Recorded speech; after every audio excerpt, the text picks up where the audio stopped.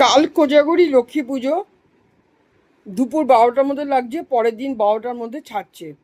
এর মধ্যে কি করবেন আপনারা, যে কোনো সময় করতে পারেন, পূর্ণিমার মধ্যে, পূর্ণিমার লক্ষ্মী পূর্ণিমার মধ্যে করবেন।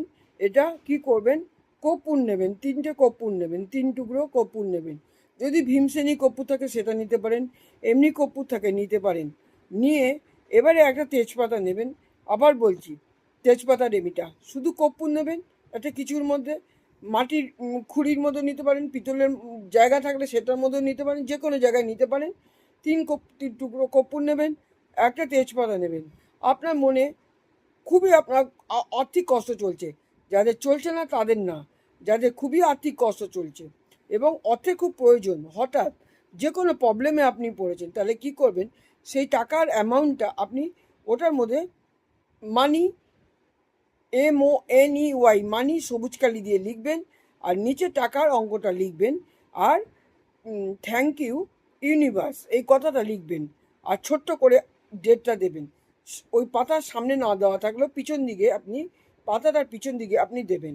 দিয়ে সিম মন্ত্রটা, সিম হচ্ছে মা লক্ষ্মীর বীজ মন্ত্র বা মা লক্ষ্মীর একটি নাম। এই যে বড় ভিডিওটা ছেড়েছি, যারা দেখছেন তারা অবশ্যই দেখবেন, এটা হচ্ছে অনেক কিছু জানতে পারবেন।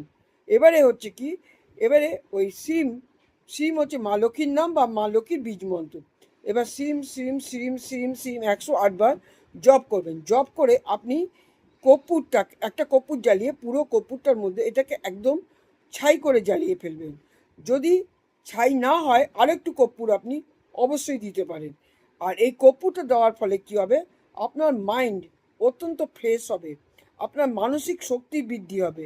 এই জন্য মাঝে মধ্যেই প্রত্যেক দিনই বা সপ্তাহে অন্তত 3 দিন, বুধবার, শুক্রবার, মঙ্গলবার, শনিবার, 4টে দিন একটা কর্পূর হলেও আপনারা অবশ্যই জ্বালাবেন।